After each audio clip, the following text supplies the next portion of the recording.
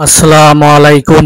বিসমিল্লাহির রহমানির রহিম। প্রিয় দর্শক, আজ আমরা আলোচনা করব ইতিহাসের সেই মহান মুহূর্ত নিয়ে যেই দিন দুনিয়ার শ্রেষ্ঠ মানুষ আমাদের প্রিয় নবী হযরত মুহাম্মদ সাল্লাল্লাহু আলাইহি ওয়াসাল্লাম পৃথিবীতে আগমন করেন। সালটা ছিল 574 খ্রিস্টা। এই বছরকে বলা হয় আমল ফিল, অর্থ হাতির বছর। কারণ সেই বছর ছিল ইয়ামানের শাসক আব্রাহার বিশাল হাতির বাহিনী নিয়ে কাবা ধ্বংস করতে এসেছিল। কিন্তু আল্লাহ তাআলা ছোট্ট ছোট্ট আবাবিল পাখি দিয়ে সেই সেনাবাহিনীকে ধ্বংস করেন। এভাবে কাবা ঘর রক্ষা পেয়েছিলেন অলৌকিকভাবে। ঠিক এই বছর মক্কার কুরাইশ বংশে জন্ম নেন মানবতা মুক্তির দূত মহানবী মুহাম্মদ সাল্লাল্লাহু আলাইহি ওয়াসাল্লাম। তার জন্মের সময় আরব সমাজ ছিল অন্ধকার, নির্জীব, শক্তি মূর্তি পূজা, অন্যায়, মদপান আর নারীর প্রতি অবিচার চলছিল।